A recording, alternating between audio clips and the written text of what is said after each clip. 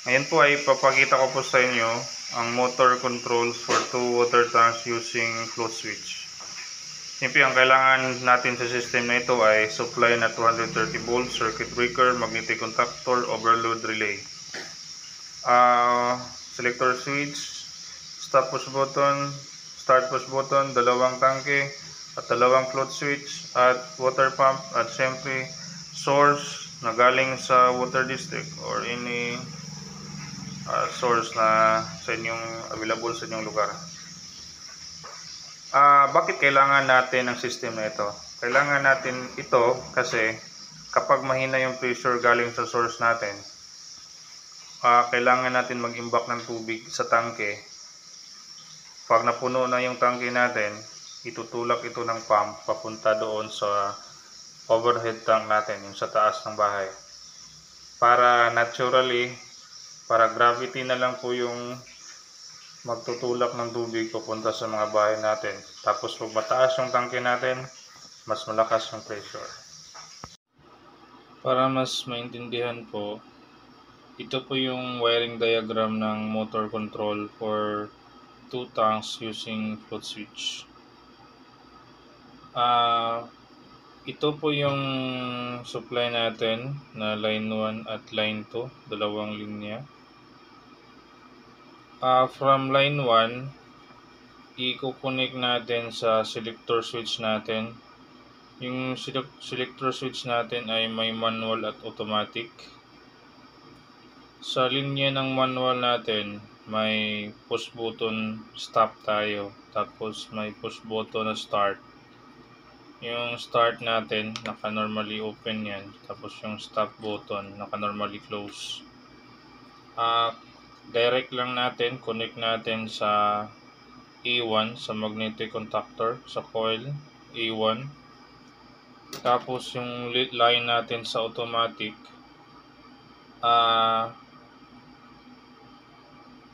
from the O2 line, connect natin sa float switch 1 at float switch 2. Nakaseries lang tong dalawang float switch na to. Kasi yung float switch 1 natin, pag wala pang tubig yung tangke, naka-normally open yan siya. Tapos yung tank 2 natin, yung float switch 2, naka-trigger yan palagi, naka-normally close. So pag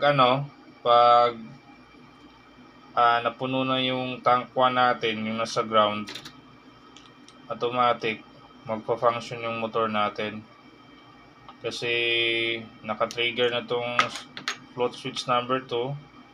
Then pag trigger ng float switch number 1, automatic masusupplyan yung A1 natin pag nag-automatic tayo. Ito yung magnetic coil ng magnetic contactor. Tapos yung A2 natin, connected to sa sa line 2 para masupplyan siya ng line 2 yung magnetic coil. Tapos yung natin, line 2 naka-connect sa normally close ng overload relay natin. Kailangan to kasi pag nag-overload, automatic hindi natin masusupplyan yung kasi magno-normally open to pag nag-overload yung relay. So automatic hindi magpa-function yung magnetic contactor natin. Mga ka-wonder, hindi naman ako perfecto talaga. Hindi ko alam, mas may iba pang mas maraming alam tungkol dito. Mas nakakaalam. Ako, nagsishare lang ako ng base lang sa nalalaman ko. Kung mayroon kayong comments or ma-add regarding sa discussion ko, just comment below. Paano naman natin i-connect yung mga indicator lights natin? Tatlo kasi itong indicator lights. Yung run, stop, at trip. Usually yung run, color green yan. Tapos yung stop, naka-color red. Tapos yung trip natin, yung pag mag-overload, orange color yan. Pag bumili tayo, yan yung mga color. Ito na, itong run, pag gumagana yung motor natin, umiilaw itong run. So yung connection nito, naka-connect to sa line 1. Line 1 ng supply natin. Tapos, i-connect natin yung line 1 doon sa normally open ng magnetic contactor. Tapos, i-connect natin sa indicator light natin.